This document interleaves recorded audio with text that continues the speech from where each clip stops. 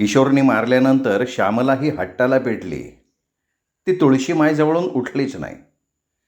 रात्रीची स्वयंपाकाची वेळ झाली तरी श्यामला तिथेच बसून राहिली. सकाळी अनिलकडे जो नाश्ता झाला होता त्यावरच तिघंही होती. पण आता तिघांनाही सपाटून भूक लागली होती. छकुला तर रडायला लागला होता. किशोरनी त्याला दिवसभर बिस्किटं, लाह्या असं हलकं फुलकं खाऊ घातलं होतं. किशोरनी मारल्यामुळे श्यामला हिरवी निर्वी झाली होती. तिनेही आज निर्धारच केला होता की आणखीन मार खावा लागला तरी बेहत्तर, पण मी स्वयंपाक पाणी करणारच नाही. किशोरनी तिला 2-3 वेळा म्हटलं, चहा कर, भूक लागली आहे, स्वयंपाक कर. पण श्यामला ना तुळशीमायपासनं उठली ना चहा स्वयंपाक केला. किशोर तावातावात बाहेर गेला आणि 3-4 प्लेट समोसे, कचोरी घेऊन आला. छकुल्यानी आणि किशोरनी हिरव्या मिरचीसोबत समोसा आणि कचोरी खाऊन घेतली आणि किशोरनी उरली सुरली श्यामलासाठी त्याच कागदात बांधून गॅस ओट्यावर ठेवून दिली. छकुल्यानी समोसा कचोरी खाण्यासाठी 1-2 वेळा श्यामलाचा हात हातात घेऊन तोतऱ्या बोलात आई चल आई चल म्हणत हात ओढला. पण श्यामलानं छकुल्यालाही नाही म्हणून सांगितलं. पण किशोरनी मात्र एका शब्दानेही श्यामलाला चल खाऊ असं काही म्हटलं नाही. किशोर आणि छकुला TV पाहता पाहता दोघंही झोपून गेले. बरीच रात्र झाली होती. श्यामलाच्या पोटात भुकेनी तहानेनी आग पडली होती. मारामुळे अंग ठणकत होतं. शरीरावर माराचे हिरवे निर्वे डाग उमटले होते. पण पोटाची भूक तहान मोठी खराब गोष्ट आहे. तिचं पूर्ण नाही झाली तर माणसाची विचारशक्तीही क्षीण होते. डोकेदुखी सुरू होते. श्यामला कशी तरी स्वतःला सावरत तुळशीमाईजवळून उठली, स्वयंपाकघरात गेली. 2 तांबे पाणी उभ्या उभ्याच गटागटा प्यायली. पाणी प्यायल्याबरोबर श्यामलाला चक्कर आली. कारण सकाळचा नाश्ता सोडला तर तिच्या पोटात पाण्याचा अन्नाचा थेंबही नव्हता. उपाशी पोटी पाणी खूप प्यायलं की चक्कर येणं साहजिक आहे. तरीही श्यामलाने भिंतीवर पडता पडता स्वतःला सावरलं. थोड्या वेळाने शरीरात तरतरी आल्यावर श्यामलाला प्रचंड भूक लागली आहे ही जाणीव झाली. म्हणून तिने गॅसवरची कागदाची पुडी उघडून बघितली तर त्यामध्ये 1 समोसा आणि 1 कचोरी, थोड्या हिरव्या मिरच्या असं सगळं होतं. ते पाहून श्यामलाच्या पोटातली आग आणखीन चवताळली. तोंडाला पाणी सुटलं. पण हाय रे दैवा, त्या कागदाच्या पुडीला आतून बाहेरून तेलकट पदार्थांमुळे लाल मुंग्या लागल्या होत्या. श्यामला आतून बाहेरून मनातल्या मनात चिडली, धुसफुसली, पण काहीच फायदा नव्हता. भुकेमुळे मनात विचार आला, चहा करून प्यावा का? पण कालपासून अनिलकडे असल्यामुळे घरी दूधही नव्हतं. श्यामलाने आणखीन 1 तांब्या पाण्याचा पोटात रिचवला आणि पोट एका कपड्याने घट्ट बांधून घेतलं, जेणेकरून पोटाने भुकेमुळे जास्त तळतळ करू नये. ही पद्धत तिने तिच्या गावातल्या शेजारच्या म्हाताऱ्या लीला आजीकडनं बरेचदा ऐकलेली होती. जेव्हा त्या लीला आजीकडे 2 वेळा खायचेही वांदे होते तेव्हा ती म्हातारी अशीच पोट बांधून ठेवत असे. श्यामलानी बांधलेल्या पोटाशी पाय जवळ घेतले आणि झोपेचा प्रयत्न करायला लागली. पण पोटात भुकेचा आगडोंब उसळलेला, मारानं शरीर हिरवं निर्वं झालेलं, पोट करकचून बांधलेलं, अशा अवस्थेत झोप येणं तरी शक्य होतं का? तरीही श्यामला झोपेला जवळ करण्याचा रात्रभर निष्फळ प्रयत्न करत राहिली. कारण तिला अंधारी रात्र संपून दिवस उजाडण्याची वाट होती. सकाळ झाली पण श्यामलाला काही झोपेतनं उठायची इच्छा होत नव्हती. सकाळचे 9 वाजले होते. दारावरची बेल बऱ्याच वेळची वाजत होती. किशोर आणि छकुलाही झोपलेलेच होते. श्यामला कशी तरी अडखडत उठली, पण उठल्या उठल्या तिला चक्कर आली. ती कशीबशी सावरत उठली आणि मनात नसतानाही तिने दरवाजा उघडला. दरवाज्यात अनिलला पाहून श्यामलाच्या डोळ्यात पाणी तरळलं. अनिलनी श्यामलाकडे बघितलं आणि जोरात विचारलं, काय लागलं तुला? श्यामला काहीही न बोलता खाली मान घालून उभी होती. अनिलच्या लक्षात सगळा प्रकार आला. त्यांनी श्यामलाला विचारलं, किशोरने मारलं का? श्यामलाने मानेनंच होकार दिला. तसा अनिलचा रागाचा पारा चढला. तसाच तो घरात गेला आणि झोपलेल्या किशोरला तसाच मारत सुटला. अनिल पोलीसमध्ये होता, पुरुष होता, पण त्याला कोणत्याही पुरुषानं स्त्रीला मारलेलं आवडत नव्हतं. त्याला कारणही तसंच होतं. अनिल अगदी लहान असतानापासून त्यांनी त्याच्या बापाला, त्याच्या मायला अनेक वेळा मारताना पाहिलं होतं. त्याच्या माईनं त्याच्या बापाचा हातचा मार खाण्यामुळे त्याच्या बापाचं घर सोडलं होतं. मग अनिलला घेऊन ती भावाच्या आसऱ्यानं तिच्या माहेरात राहायला गेली होती. शेतात मोलमजुरीचं काम करून तिने अनिलला 10वीपर्यंत शिकवलं. अनिलही मेहनती होता. सुट्टीच्या दिवशी तोही मायसोबत निंदण खुरपण करायला जायचा. 12वीत असताना त्यांनी पोलीस भरतीचा फॉर्म टाकला आणि शारीरिक परीक्षा दिल्यावर त्याला CRPFमधनं भरतीचा कॉलही आला. त्याची माय वावरात गेली होती. तिच्या माघारीच तो नोकरीत भरती व्हायला निघून गेला होता. नोकरी लागली म्हणून गावाला आला. मायच्या डोळ्यात आपल्या नोकरीचा आनंद पाहून अनिलही खूप आनंदी झाला. आता यापुढे आपल्या मायले दुसऱ्याच्या वावरात काम करू द्यायचं नाही. आपल्या पगारातला अर्धा पगार मायला पाठवत जाऊ, असा निर्धार अनिलनी मनाशी केला. पण अनिलची माय अनिल गावाला असतानाच थोड्याशा तापात देवाघरी निघून गेली. तेव्हापासून अनिल फार हळवा झाला होता. संगीताही त्याच्याच वर्गात होती आणि दोघांचं एकमेकांवर प्रेम खूप होतं. नोकरी लागल्यावर अनिलच्या आईने पुढाकार घेऊन संगीता आणि अनिलचं लग्न लावून दिलं होतं. संगीता सासूजवळ गावी 1 वर्ष राहिली. पण अनिलची आई मोठी समजदार बाई होती. परिस्थितीने ती पोळली होती. म्हणून तिच्या आग्रहानुसार दुसऱ्या वर्षीपासून अनिल संगीताला नोकरीच्या गावी घेऊन गेला. आई आता गावाला तिच्या म्हाताऱ्या भावाच्या आसऱ्यानं एकटीच राहत होती. मुलाचं आयुष्य व्यवस्थित मार्गी लागलं या समाधानात ती देवाला लवकरच प्रिय झाली. आयुष्यात भरून पावलो ही समज माणसाच्या आयुष्यात आली की देव लवकरच पृथ्वीवरून उचलतो की काय कोण जाणे. असंच तर अनिलच्या आईच्या बाबतीत झालं होतं. अनिल पोरका झाला असं गाव म्हणत होतं. पण संगीताने नवऱ्याला बायको आणि आई या दोन्ही भूमिकेतनं सावरलं होतं. त्यावेळी गाव म्हणायला लागलं की सूनसुद्धा सासूच्या पावलावर पाऊल टाकणारी आहे. तेव्हापासून अनिल संगीतावर आणखीन प्रेम करायला लागला होता. आता त्याच्या आयुष्यात आई नव्हती, पण बहिणीच्या रूपात श्यामला होती. लग्न झाल्यावर बायको आणि आता श्यामलाच्या रूपात बहीण या 2 स्त्रिया आपलं म्हणावं अशा अनिलच्या आयुष्यात होत्या. श्यामलाला अनिल अगदी सख्या बहिणीप्रमाणे मानत होता. म्हणूनच श्यामलाला किशोरनी मारलं हे ऐकून अनिलला प्रचंड राग आला होता आणि त्या रागाच्या भरात अनिल किशोरला मारत सुटला होता. अनिल आपल्याला का मारतोय हे किशोरला कळलंच नव्हतं. पण मारल्यामुळे किशोर ध्यानावर आला आणि त्याच्या लक्षात आलं की आपण श्यामलाला मारलं म्हणून अनिल आपल्याला मारतोय. किशोरचा माथा भडकला. किशोर अनिलला नाही ते बोलायला लागला. म्हणाला, पोलीस वस्तीतले लोक, साहेब लोक उगाच नाही काही बोलत. बहीण भावाच्या नात्याखाली तुम्ही दोघेही रंगरंगेली करता. किशोर मनातली सगळी भडास काढत होता आणि अनिल तेवढ्याच गुस्स्यानं किशोरला मारत होता. दोघांमध्ये चांगलीच मारामारी झाली. श्यामला आणि छकुला भीतीनं चुपचाप होती. नाही म्हटलं तरी आजूबाजूचे लोक जमा झाले. शेवटी शेजारच्या दोघा-तिघांनी किशोर आणि अनिलचं भांडण सोडवलं. अनिल रागारागात तसाच निघून गेला. शेजारीही निघून गेले. किशोरनी तोंड न धुता गाडीला किक मारली आणि घराबाहेर निघून गेला. किशोर तावातावात घरातून निघून गेला. तो 2-3 दिवस आलाच नाही. यावेळी श्यामलाने मनोमन ठरवलं, जे काही भलं बुरं होईल त्या प्रसंगाला सामोरं जायचं. किती दिवस मी तरी अनिल भाऊ आणि त्याच्या कुटुंबियांचा आधार घेत राहू. माई परिस्थिती मला निस्तरायला लागन आणि परिस्थितीले समोर मलेच जावं लागन. त्यासाठी मले खमकं व्हावं लागन तर जमन, नाही तर काही खरं नाही. किशोर दारू पिऊन फिर रस्तोरस्ती 2-3 दिवस फिरला. त्याला अनिलनी श्यामलामुळे आपल्याला मारलं हे फार जीवाला लागलं होतं. त्याचा संशय त्यामुळे आणखीन पक्का झाला होता. मले मारलं हलकटानं. किशोर मनातल्या मनात फार चरफडत होता आणि श्यामला आणि अनिलला घाण शिव्याही देत होता. 2-3 दिवस फिरल्यावर त्याच्या मनातला संताप, उद्रेक थोडा कमी झाला म्हणून तो घराकडे परतला. श्यामला छकुल्याला घास भरवत होती. तिने किशोरला साधं विचारलंही नाही, पाणी देऊ का, जेवायला वाढू का. कारण तिने मनोमन ठरवलंच होतं की जे होईल ते पाहिलं जाईल. म्हणून ती किशोर घरी आला नाही तरी फार कोणाला सांगत बसली नाही, खास करून अनिलला सुद्धा. खरं तर एका स्त्रीमध्ये खूप सहनशीलता असते. आपलं घर कुटुंब तुटू नये म्हणून फार असोशी असते तिला.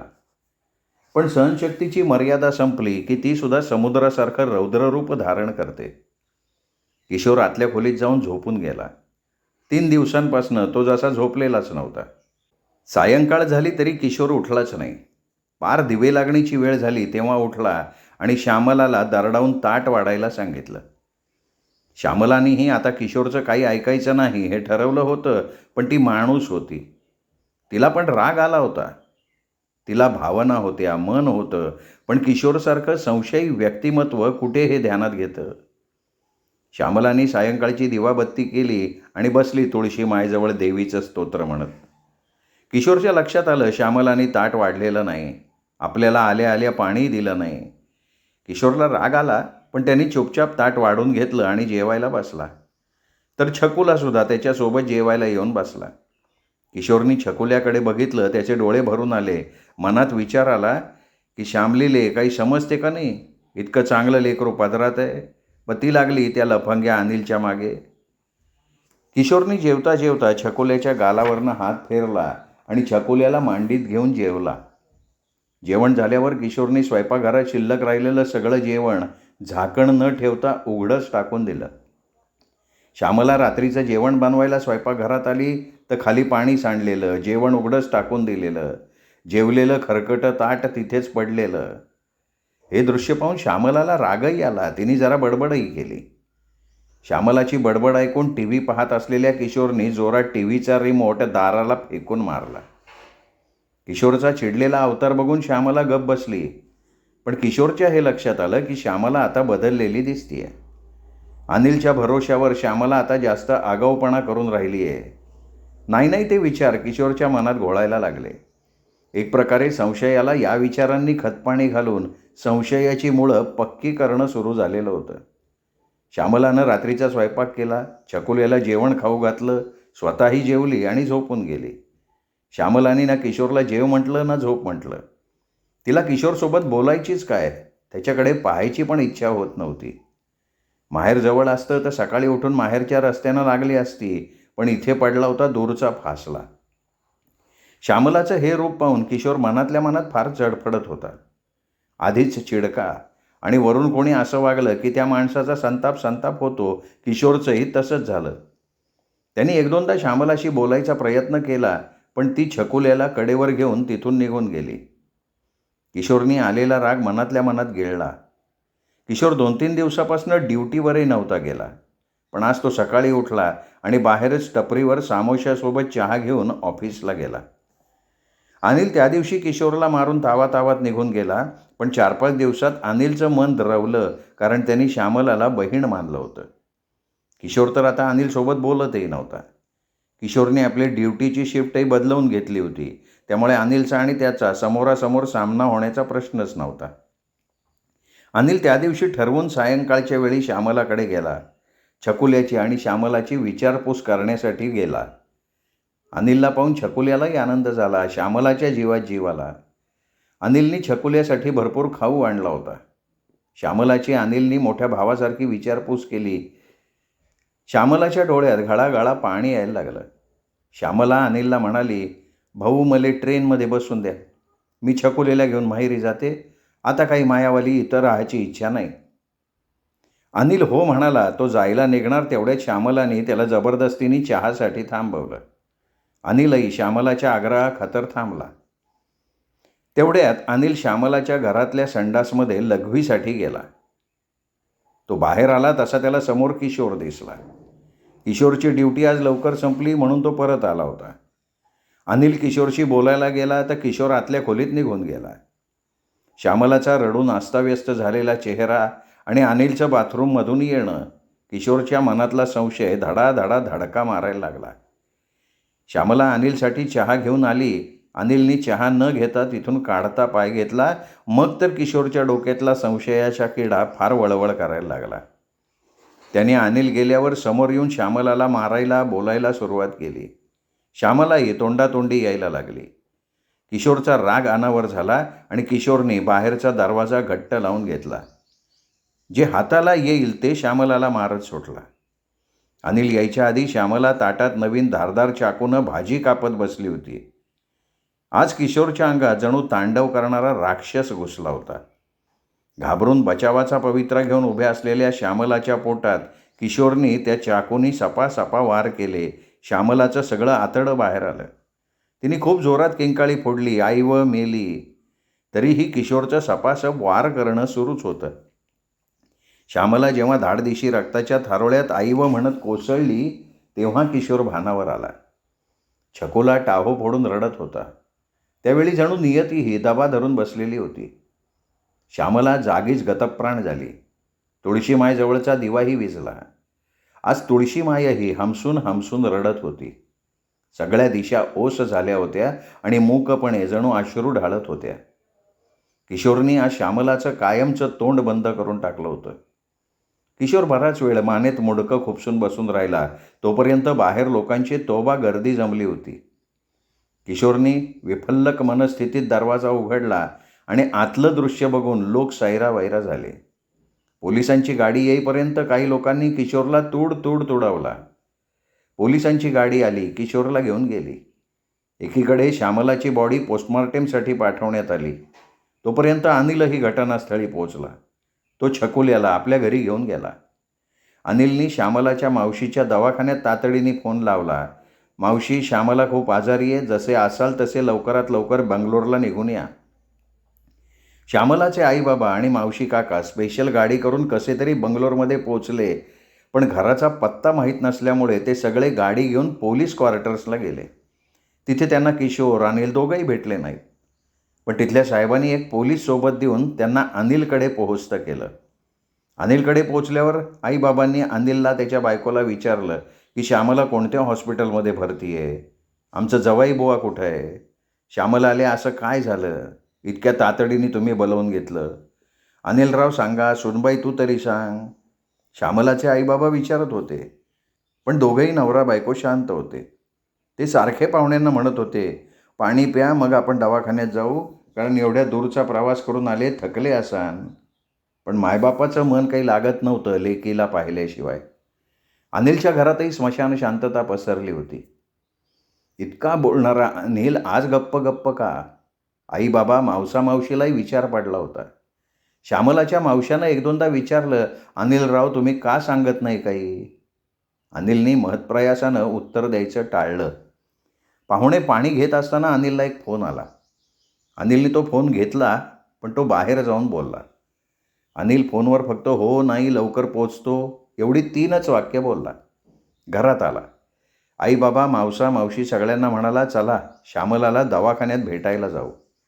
आई बाबा जी गाडी करून आले होते त्याच गाडीत अनिल ड्रायव्हर शेजारी बसला आणि ड्रायव्हरच्या कानात हळूच काहीतरी सांगितलं. त्यानुसार गाडी शहर सोडून बरीच लांब आली. बाबा म्हणाले, दवाखाना काय लेक शहराच्या बाहेर एक काय? अनिल शांतच. गाडी एका चिरफाड बंगल्यापाशी येऊन थांबली होती. तशी आईने उतरल्या उतरल्या अनिलची कॉलर पकडून जोरात किंकाळी ठोकली, अरे कुठे माई श्यामली, काय झालं तिले, हे तर कायले आणलं तिले, हे ठिकाण तर मेले मुडदे चिरफाड करायचं होय, तिचा जीव गेला का जीव घेतला? असंख्य प्रश्नांना अनिलकडे उत्तरं होती, पण त्याची जीभ जशी टाळूला जाऊन चिकटली होती. मुकेपणामुळे बोलता येऊ नये अशी स्थिती अनिलची झाली होती. आई बाबा मावसा मावशी सगळ्यांच्या पायाखालची जमीन सरकली होती. जशी काय धरणीमाय टाहो फोडून रडतीये असंच आईकडे पाहून वाटत होतं. अनिलनी जसं जमेल तशा शब्दात झालेली कहाणी सांगितली. तेवढ्यात डेड बॉडी चिरफाड झाली आहे, घेऊन जा असं सांगायला चिरफाड घरातून एक माणूस आला. अनिलनी तिथलीच गाडी ठरवली आणि श्यामलाची बॉडी बाहेर आली. पूर्ण शरीर सुतळीने बांधलेलं होतं. आईला श्यामलाचा चेहरा पाहायचा होता, पण चेहराही चिरफाड केल्यानंतर झाकलेला होता. आईचा टाहो सैतानाचंही काळीज हेलावणारा होता. बाबा तर फक्त मूकपणे अश्रू गाळत होते, हात चाळवत होते, स्वतःला ते अपराधी समजत होते. मावशी आईला सांभाळत होती. मावशांनी आणि अनिलने डेड बॉडी तिथल्या माणसांच्या मदतीनं गाडीत टाकून घेतली. आईनी श्यामलाला मांडी दिली. गाडीतच तिने चेहरा पाहिला श्यामलाचा. श्यामला तर असं वाटत होतं की जणू काही शांतपणे झोपली आहे. गोरी गोरी असलेली श्यामला जरा येत्या काही दिवसात काळवंडली होती. आईच्या नजरेने हेरलं. आई आणखीनच जोराजोरात रडत होती. म्हणत होती, श्यामू कावं अशी सोडून गेली? आम्हा म्हाताऱ्या मायबापानं कोणाच्या तोंडाकडं पाहावं? काय करावं मायबाई? मी तू या खुन्याले सोडणार नाही, मी त्याचा जीवच घेईन. आईचा आकांत पाहवला जात नव्हता. बाबा तर चक्कर येऊन बेशुद्ध झाले होते श्यामलाचा शांत चेहरा पाहून. अनिलच्या ही गोष्ट लक्षात आली. त्यांनी रस्त्यात लागलेल्या एका दवाखान्यात बाबाला भरती केलं. तिथल्या डॉक्टरांना सगळी हकीकत समजावून सांगितली. तोपर्यंत श्यामलाची डेड बॉडी श्यामलाच्या घरी पोहोचली. संगीताने श्यामलाच्या घरी जाऊन आधीच दिवा वगैरे लावला होता. खाली घोंगडं पसरवून ठेवलं होतं पार्थिवासाठी. अनिलने बाबाला दवाखान्यात भरती केलं आणि ऑटो करून श्यामलाच्या घरी पोहोचला. अख्खी पोलीस वसाहत घराबाहेर आली होती. वसाहतीत स्मशान शांतता पसरली होती. सुई पडली तरी आवाज येईल इतके लोक दुःखात बुडाले होते. पण आईचा टाहो, मावशीचं रडणं बघून बायका माणसांच्या डोळ्यांनाही धारा लागल्या होत्या. लहान पोरं कावरीबावरी झाली होती. छकुल्याने आईचा चेहरा पाहिला आणि तो खूप जोरजोरात रडायला लागला. श्यामलाच्या बॉडीची चिरफाड झाल्यामुळे शेवटची कसली आंघोळ आणि कसलं काय. संगीताला सोबत म्हणून वसाहतीतल्या 2-4 बायका मदतीला आल्या होत्या. त्यातल्याच एकीनं गंजभर पाणी गरम केलं होतं. आईनी रडता रडता त्यातलेच पाण्याचे 2-4 थेंब आंघोळ म्हणून श्यामलाच्या अंगावर टाकले. नवी कोरी करकरीत हिरवी कंच साडी श्यामलाला नेसवताच आली नाही. बांधलेल्या देहावर वरूनच ती साडी टाकायला लागली. श्यामलाच्या चेहऱ्याला सजवताना आईला बालपणीची श्यामला आठवली. दुडूदुडू धावणारी, पायात घुंगराच्या तोरड्या घातलेली, 2 लांब सडक वेण्या घातलेली, चेहऱ्याला पावडर गंध लावलेली. श्यामला जशी एखाद्या परीवाणी दिसत असे म्हणून आई हटकून रोज श्यामलाच्या डोळ्यात काजळही घालत असे आणि काजळाची तीटही लावत असे. आणि तरीही श्यामलाची आई रोज सांजेला तिची दृष्ट काढत असे. कधी पदरानं, कधी मीठ मिरचीनं, तर कधी चपलेनं. श्यामला होतीच तितकी सुंदर. मोहल्ल्यातलं कोणीही पटकन श्यामलाला उचलून घेत असे लाड करायला. श्यामलाच्या लग्नात तर दूरच्या नात्यातली एक आजी सतत दृष्टच काढत होती. आईला हे सगळं आठवलं आणि तिचा हंबरडा आतळ्याला पीळ देऊन नाळे सकट बाहेर पडला की श्यामला कुठं व शोधू तुले. जमलेल्या सगळ्या लोकांच्या डोळ्यातनं धारा व्हायला लागल्या. मन आतून तुटायला लागलं. एवढा मोठा दुःखाचा घोट वातावरणालाही पेलवेन असा झाला होता. पण अनिल मात्र मोठा भाऊ या नात्याने दुःख आत दाबत सगळी जबाबदारी पार पाडत होता. अनिलने एका मित्राला पाठवून दवाखान्यातनं बाबाले बोलवून घेतलं. एका सलाईनमुळे बाबा आता सावरले होते. आईच्या टाहोत बाबांचाही बांध सुटला. नदी जशी पुरामुळे सैरावैरा धावत सुटते, अगदी तशीच परिस्थिती वसाहतीत लोकांच्या येण्याची होती. सगळे लोक श्यामलाच्या अंतिम दर्शनाला आले होते. आईबाबा, छकुला, मावसा-मावशी, अनिल, संगीता यांच्या अश्रूंच्या पुरात अख्ख्या वसाहतीचे अश्रू आणि मर्डर केस असल्यामुळे पोलिसांची गाडी तैनातीत होती. न जाणो कोणाच्या भावना अनावर होऊन गदारोळ माजला तर. पण परिस्थिती इतकी भयंकर होती की स्वतःचे अश्रूही पोलिसांना आवरत नव्हते. शेवटी श्यामलाची तिरडी अंतिम यात्रेसाठी निघाली. छकुल्याला कडेवर घेऊन बाबांनी टिटवं धरलं होतं. समोर टिटवं धरलेले बाबा आणि मागे तिरडीला 4 खांदेकरी, अनिल, मावसा आणि 2 वसाहतीतले शेजारी. श्यामलाच्या प्रेताला तिची आई सोडत नव्हती. ती सारखी तिच्या चेहऱ्याचे मुक्के घेत होती. पण आजूबाजूच्या बायकांनी जोर लावला. आईला बाजूला केलं आणि मग तिरडी उचलली गेली. श्यामलाच्या आईने मोठ्यांदा टाहो फोडला. तिचा पाहून बाबांनाही आपला टाहो आवरता आला नाही. मग लोकांनी त्यांना शांत केलं आणि श्यामला निघाली अंतिम प्रवासाला. श्यामलाचा अंतिम प्रवास सुरू झाला आणि सगळ्या दिशा मूकपणे अश्रू ढाळायला लागल्या. आई आणि मावशी तिरडीच्या मागे कितीतरी दूरपर्यंत टाहो फोडत गेल्या. वसाहतीतल्या काही बायकांनी त्यांना कसं तरी घरी परत आणलं. बाबांनी स्वतःला कसंबसं सावरत छकुल्याचा हात धरून अग्नी दिला होता. आपल्याच लेकराला अग्नी देताना शामरावला श्यामलाच्या लग्नाची केलेली घाई आठवली. स्वतःला दोष देत त्यांनी पोरीची माफी मागितली. पण आता पश्चात्ताप करून काही फायदा नव्हता. कारण श्यामलाला आता कायमची चिरशांती मिळाली होती. तिच्या प्रेताची आग धगधगत होती, पण ती मात्र कायमची शांत झाली होती. आता तिला न कसलं दुःख, न कसली वेदना, ना तिच्यावर कोणाचा संशय असणार होता. ती शांतपणे चिरनिद्रेत सामावली होती. श्यामलाच्या डोक्याची कवठी फुटली. सगळे लोक घराकडे परतले. आजूबाजूच्या बाया माणसांनी माणसं स्मशानातून परत येईपर्यंत भात भाजी करून ठेवली होती. पण कुणालाच घशाखाली घास गेला नाही. आई आणि बाबांनी तर एक घासही तोंडाला लावला नाही. त्यांचं तर आभाळच फाटलं होतं. जणू कुणीतरी शरीरातून काळीच काढून नेलं होतं, अशी अवस्था त्यांची झाली होती. म्हणजेच जिवंत असून मेल्या समान. श्रोते हो, वर्षा पत्के थोटे लिखित चूक कोणाची या कादंबरीचा हा होता आजचा भाग. या पुढचा भाग ऐकायला उद्या भेटूयात साहित्य पंढरी या कथाकथन चॅनलवर. नमस्कार.